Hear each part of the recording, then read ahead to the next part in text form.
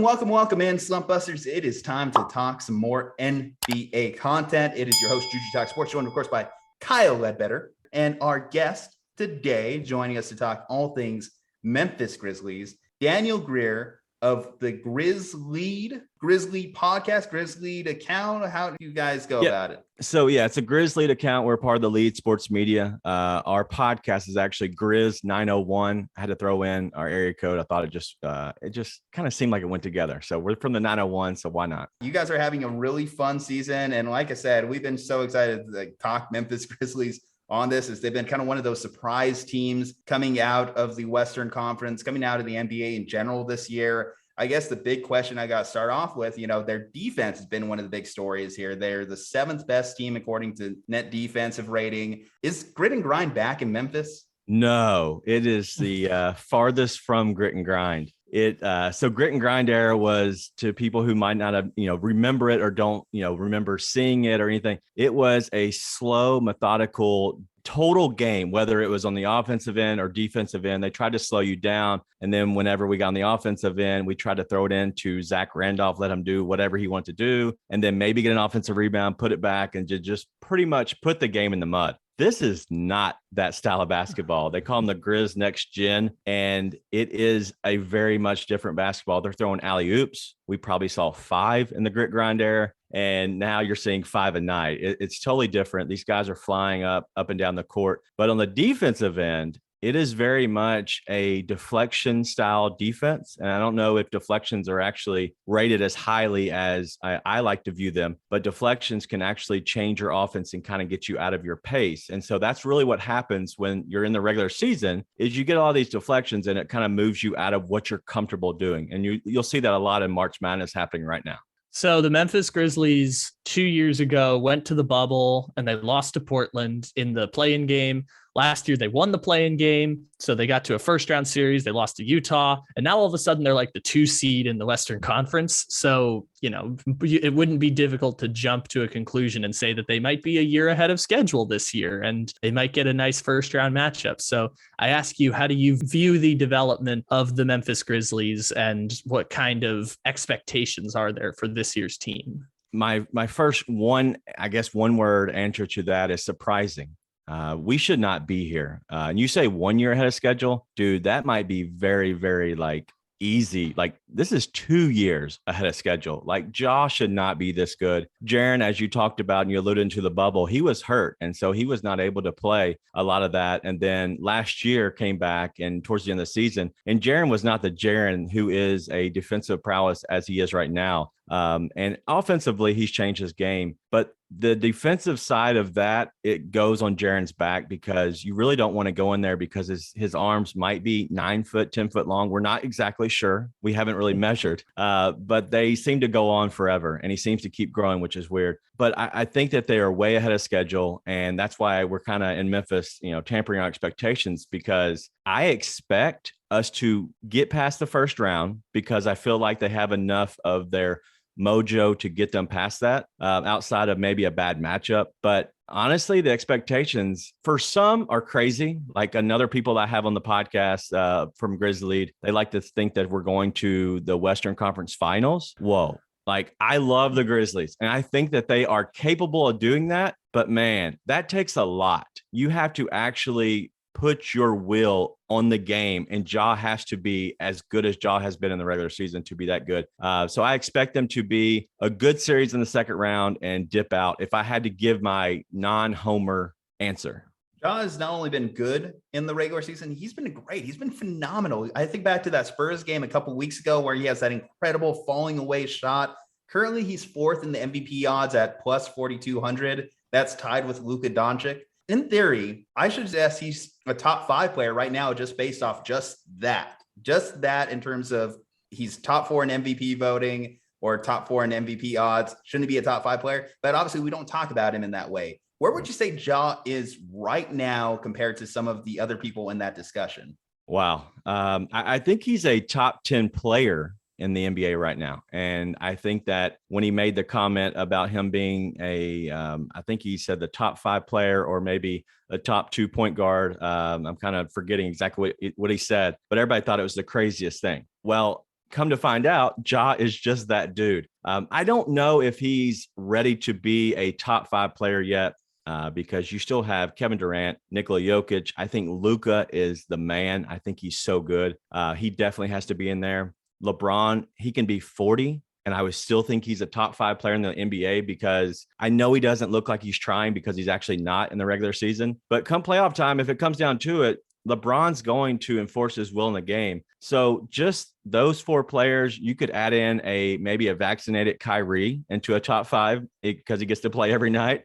Non-vaccinated, maybe he's a top 15 because he doesn't get to play every night. But I think that Ja has legit gripe to be in that spot as a whole. But in this season, Ja is definitely a top 5 player this year and this season for sure. I would also like to cape up for my man Giannis Antetokounmpo in that conversation. I feel the need to defend his honor sometimes.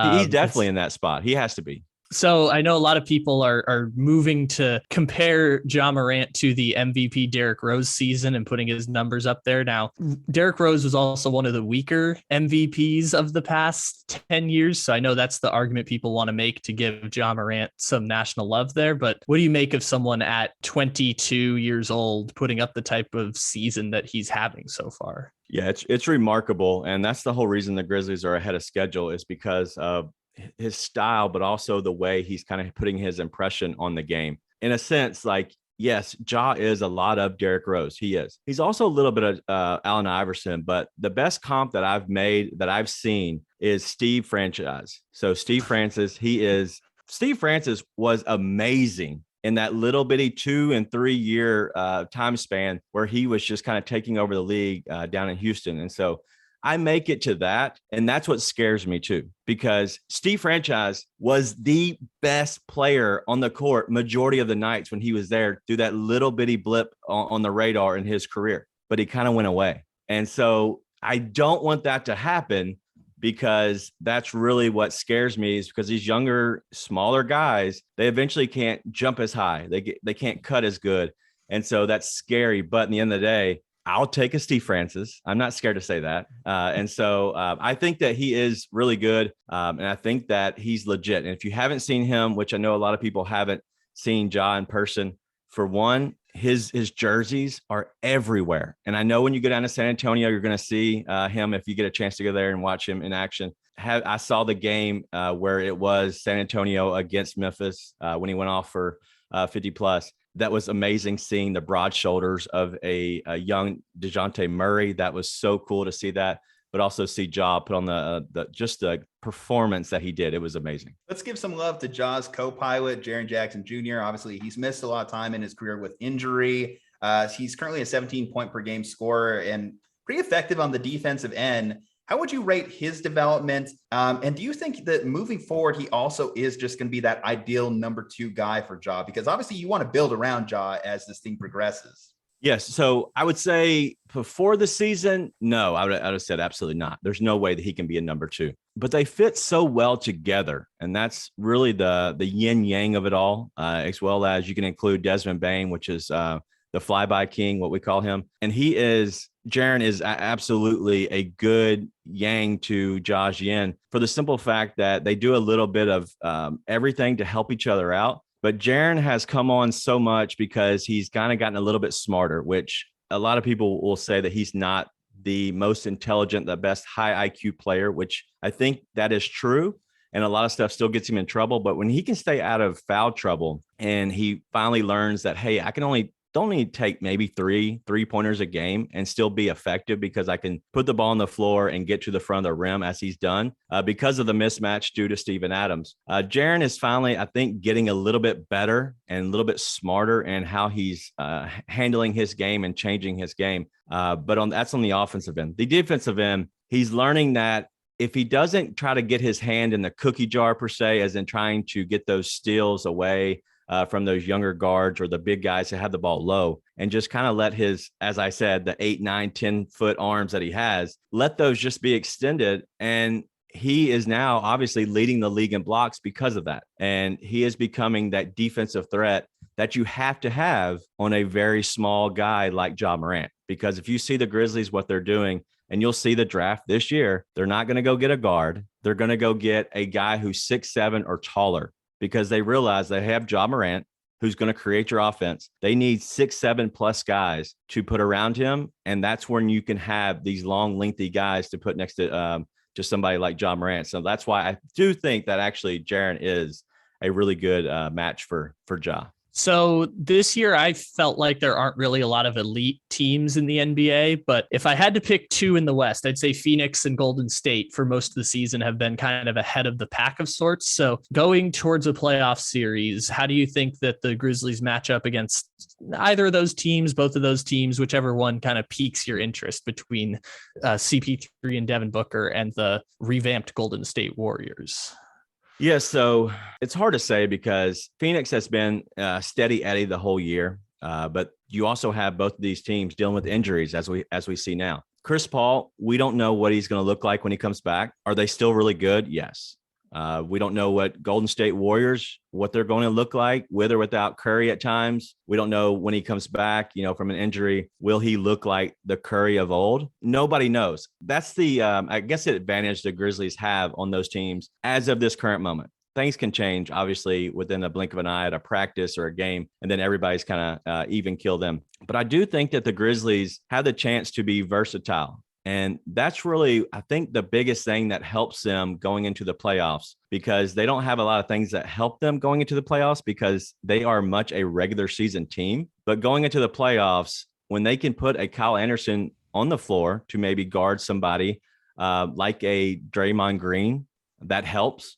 But also then you have somebody who can guard somebody like DeAndre Ayton and Steven Adams a little bit.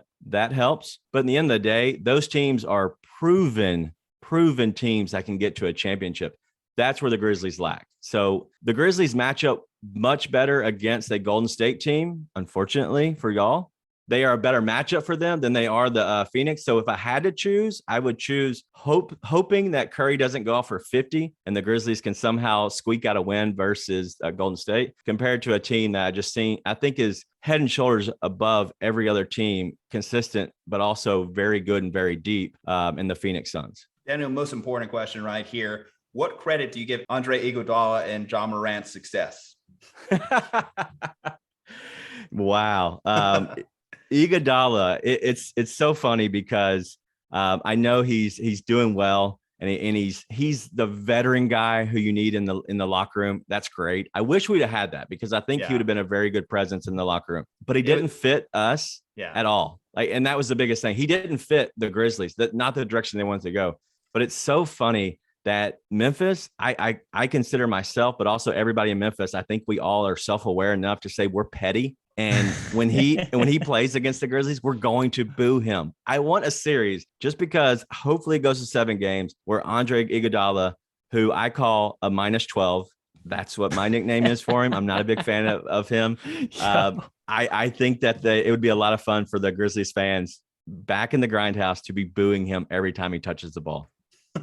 Daniel Greer, Grizz 901. Thank you so much for joining us, man. Go ahead and drop those obligatory plugs for us. Yep. You can follow me at Daniel Greer. It's just my name. If you don't know how to spell it, as I say, don't follow me. It's okay. If you can't spell it, not a big deal. But I'll be the hill in this. But yeah, follow us at Grizz_Lee. Check out our podcast at Grizz 901. We're always looking for fans. If you just want to check us out through the playoffs, that's fine. Just hang out with us. We're not expecting you to stay forever. If you're another fan of the Warriors, it's okay. You don't have to follow us forever. So that's all I got, man. It's been a blast. This has been a lot of fun. Hey, appreciate you having on, guys. Go ahead and check out all of Daniel's content. Hopefully you can spell Daniel Greer. Pretty easy spelling, so I agree with him on there. At Slumpbuster Podcast for us, Juju Talk Sports, Kyle Ledbetter here. Stay safe, happy, and healthy, and we will see you on the next one.